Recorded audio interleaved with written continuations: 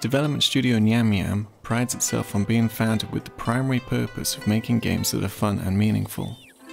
This is a company that openly states that through great love and attention, it strives to create beautifully crafted games that bring a little magic into people's lives.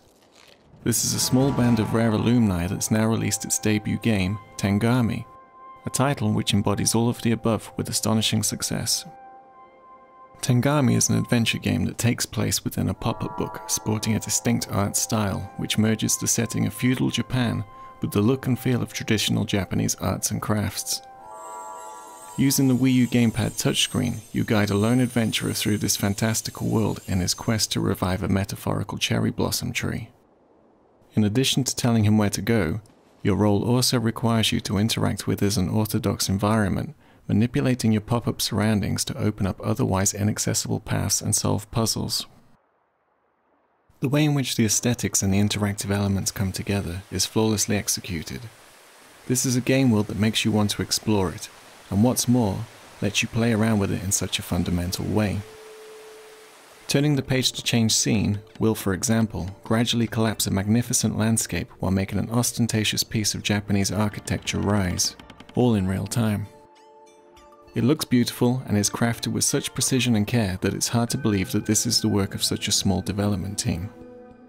It's further complemented by a wonderfully authentic soundtrack, composed by the legendary David Wise of Rare fame, which incorporates traditional Japanese instruments. It's undeniably successful at augmenting the feeling of mystery, wonder, and isolation you experience as you play. It must be noted that Tengami is a deliberately slow-paced game, and one which is designed to be relaxing. Given that it's entirely reliant on the gamepad's touchscreen, it's best enjoyed when played off TV with headphones on.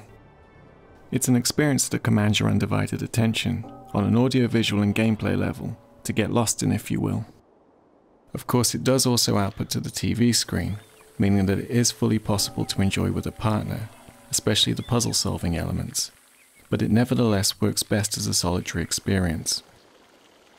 The puzzles themselves are cerebral in nature, and at no point does the game demand lightning-fast reactions or expert precision.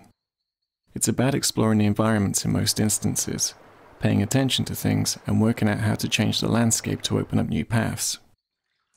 This approach works well with the theme, which primarily exists to draw you in and wow you with its unique visual design. Feeling immersed in the world isn't hard when it looks and sounds as stunning as it does, and the touch input is the final coordinating piece that helps to seal your interest. Interacting with the game's world is incredibly accurate, responsive, and above all, intuitive. Text descriptions are kept to a minimum, mainly because they're not often needed, although there is a hint system should you get stuck. It's seamlessly designed and deliberately playful. Only by playing around with the environments can you discover what actually needs to be done. If there's one criticism we have when it comes to the user interface, it's the inclusion of the collectible Miiverse stamps, or rather how the game overtly alerts you each time you find one.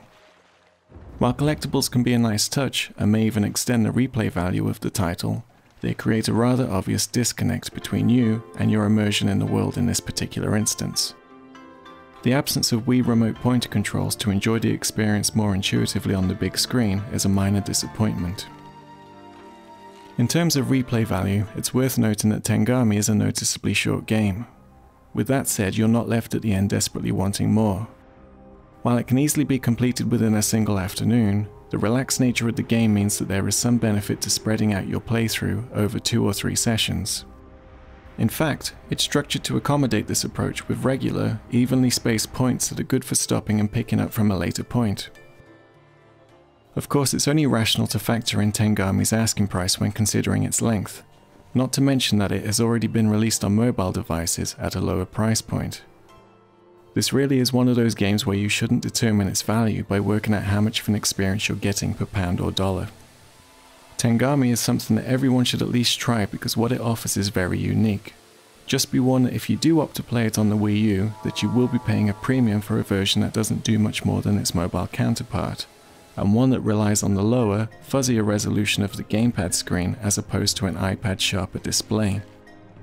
Tengami is a masterfully designed game that delivers a level of quality that few other Wii U eShop titles are able to match.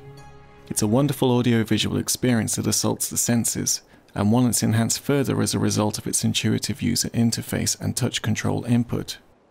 The painstaking effort that has gone into crafting such a unique, complex and beautiful art style inspired by pop-up books is staggering, and this feature alone makes Tengami a game that even the slightly curious should look into.